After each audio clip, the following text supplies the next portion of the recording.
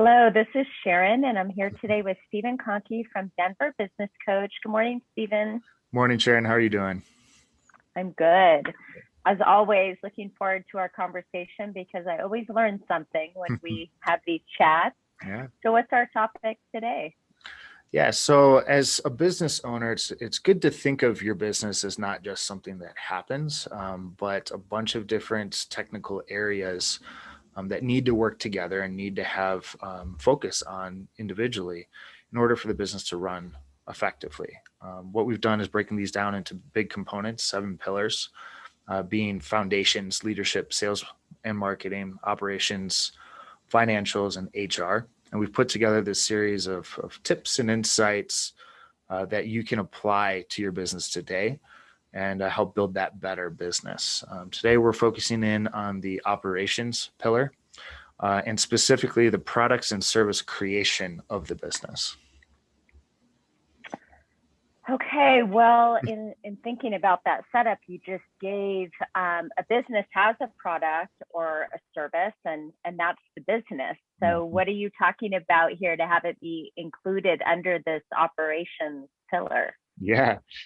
So here we're talking specifically about a set continuous process improvement system, meaning just we're focusing in on expanding the moats or really being able to differentiate what we have and continuously separate from the rest of the competition.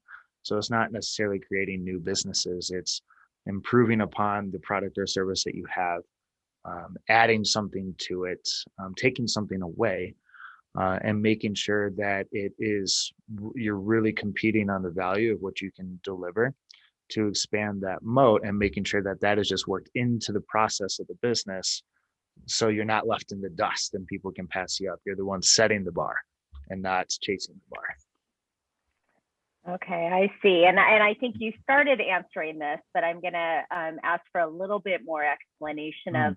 why is it so important to have a process like this established in your business? Yeah. So the moats is what I mentioned is comes from Warren Buffett. Right? He talks about he only invests in businesses that have a deep and wide moat, meaning those businesses are so different from the competition that it's very difficult to get to that business. If you think of a castle that's surrounded by a wide moat, all the competitors are trying to get into it, can't do it because the moat is so deep and wide. They're just so different from everyone else that they're really on a different playing field. So by working in that process for product or service creation, just improvement, you're expanding that moat. You're making it more difficult for people to say, I'm in competition with you.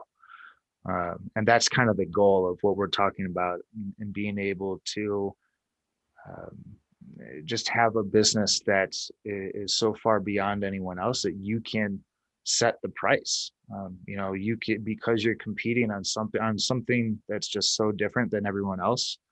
You're able to dictate that price and really say this is business is the one you need to go for because there are no other businesses like this that solve your problem this way. So the why behind it is you just have a more valuable business and it becomes easier to run. Makes sense. So, what would you suggest for a business owner to do in order to Mm, continue to expand and to create that moat? yeah. Probably the best, easiest way to look at this is to sit down with your team every 6 months or so. And along with that, ask your current customers, ask your current clients for a little bit of feedback, what they like, what they don't like.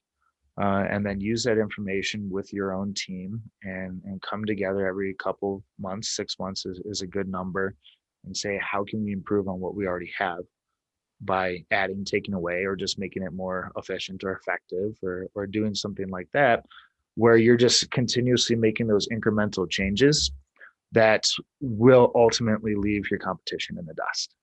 Because if they're not working in that same manner to really put purpose behind expanding the moat, you're just going to be so far ahead by making small incremental changes that aren't really going to make big splashes. It's really going to be an easy way to just continuously make sure that you're differentiating from the competition there.